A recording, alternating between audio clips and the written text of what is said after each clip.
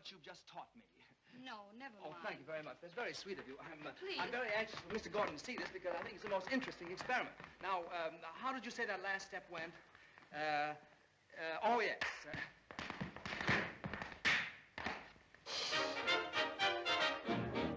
Shall we try it right through? Won't you sit down, Mr. Gordon?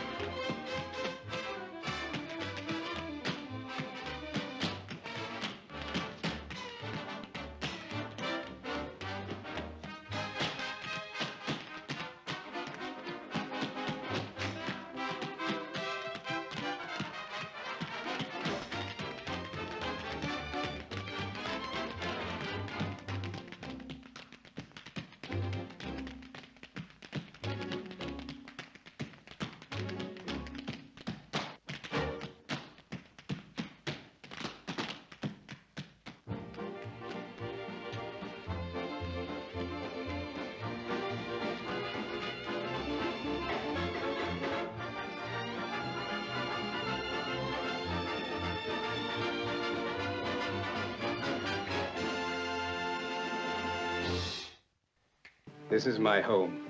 Here. I thought you hated the theater. I do. I also hate the sight of blood, but it's in my veins.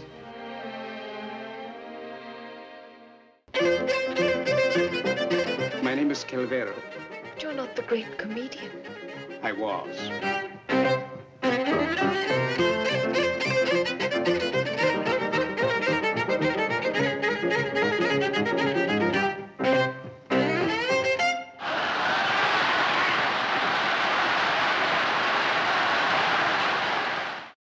I'll never dance again. I'm a cripple. Allow me to congratulate the next prima ballerina of the Empire Theatre. How does it feel to wake up famous?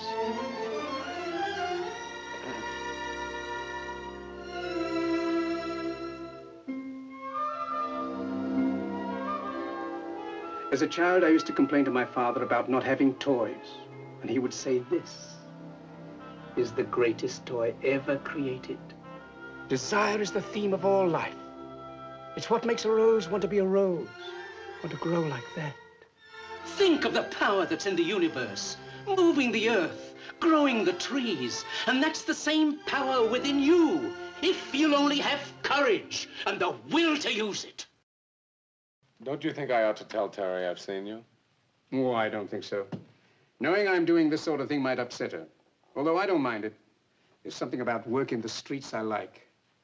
It's the tramp in me, I suppose.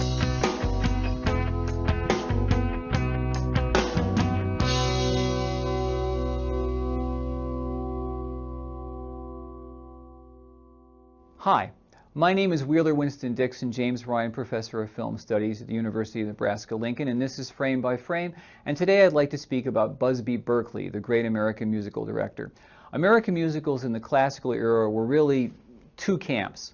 Fred Astaire and Ginger Rogers at RKO Radio making films in which the body was the full frame, and basically it was the dance centered on two dancers, a very intimate spectacle.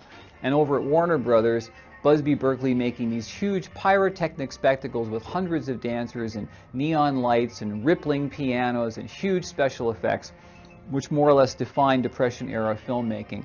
Some of his best films include Gold Diggers of 1933, Footlight Parade, Dames in 1934. And Busby Berkeley always went for the effect. His most famous signature shot, of course, is the Berkeley top shot, so named because he would put the camera in the rafters overhead and have the dancers perform a geometric pattern on the stage, which would be something, of course, that the audience in a real theater could not see.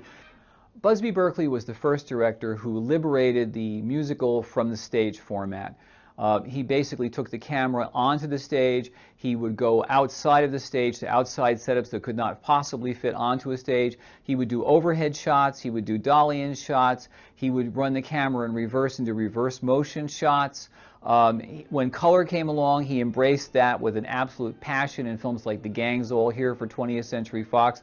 He would do kaleidoscopic effects where he would actually put a kaleidoscope in front of the camera and just basically the dancers would become complete abstracts. Busby Berkeley's films are really about the human body in motion. They're not so much about personality or individuality. They're basically about the spectacle of the dance and the way that you can capture it on film and the cinematic possibilities of the body in movement. Busby Berkeley's career was an extremely long one. One of his last projects was the Broadway revival of No, No, Nanette.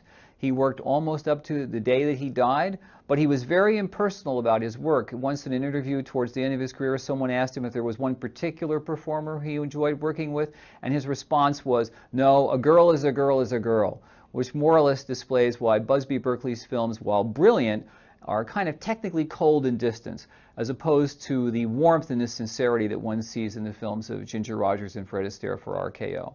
But nevertheless, Busby Berkeley's films are impressive spectacles, and he is one of the greatest film directors who ever worked in the medium of the movie musical. I'm Wheeler Winston Dixon, and this is Frame by Frame.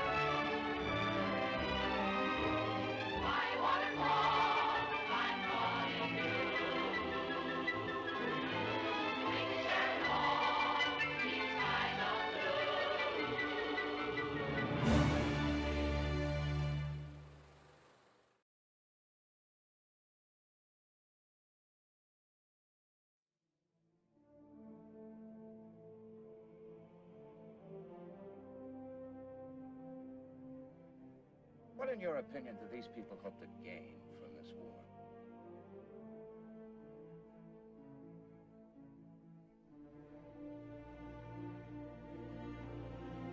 They hope to gain their freedom.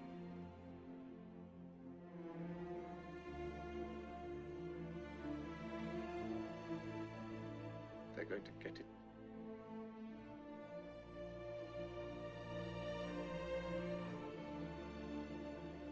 I'm going to give it to them.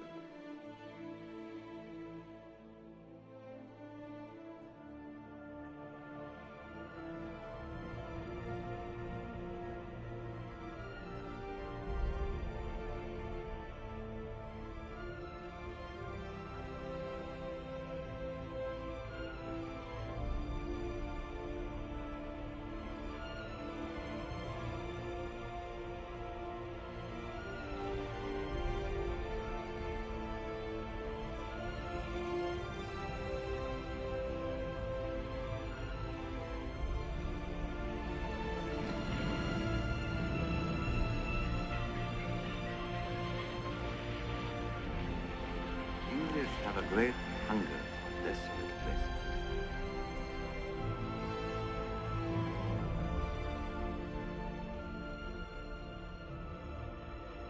I think you are another of these desert-loving English.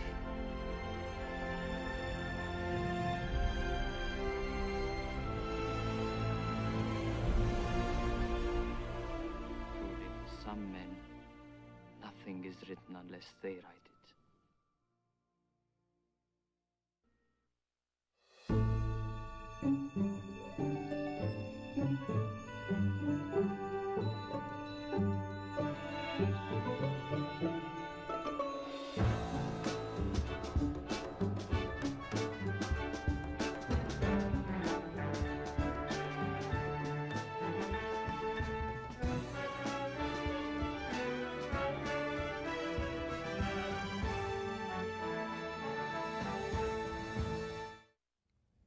Hi, I'm Robert Osborne. One of the great things about the lady we're spending time with tonight, Claudette Colbert, you never knew what genre of movie she showed up in next. Maybe a drama, it could be a sophisticated comedy, tearjerker, her riding into Rome in a procession led by oxen. Yeah, she did that too, as Cleopatra in 1934. Well, after the dramatics of our last film, Tomorrow's Forever, we next have Claudette in a delightful comedy, one of her best, in fact. She made it for Paramount in 1939, and it's titled Midnight. It's the first of 3 films she made with Don Amici as her leading man, although one never thought of them as any kind of a team. And also very prominent in the cast is the great John Barrymore. Barrymore, at this point in his career, now playing supporting roles in movies due to the toll that excessive drinking had taken on his looks and his ability to remember lines. Now, plot-wise, the movie has Claudette playing a showgirl stranded in Paris and bankrolled by John Barrymore to try to win the attention of handsome rogue Francis Lederer. So Lederer will turn his affection away from Barrymore's wife, Mary Astor. Don Amici plays a taxi driver who inadvertently gets mixed up in all the shenanigans. It's an extremely witty film, thanks to the very funny screenplay by the writing team of Charles Brackett and Billy Wilder. This is several years before Billy began directing films himself. It's Mitchell Leisen who directed Midnight. 2 things to look for as you watch this film. Notice how often John Barrymore is often looking away from other performers in scenes when he's talking to them. In most of the cases, he's actually reading his lines off cue cards that were out of camera range. That was due to that inability to remember lines. The second thing to look for is Mary Astor, how she's constantly holding a scarf in front of her or sitting behind a table or wearing a coat. Mary was pregnant at the time, having to hide it since it wouldn't have been fitting for the character she plays to be with child. And one more note about this film, it's interesting to see John Barrymore and Mary Astor in a movie together. At this point, just friends, but 13 years earlier, when they co-starred in the silent movie Don Juan, they were famously in love and constantly in the headlines because of their affair. But here from 1939, our star of the night, Claudette Colbert in Midnight.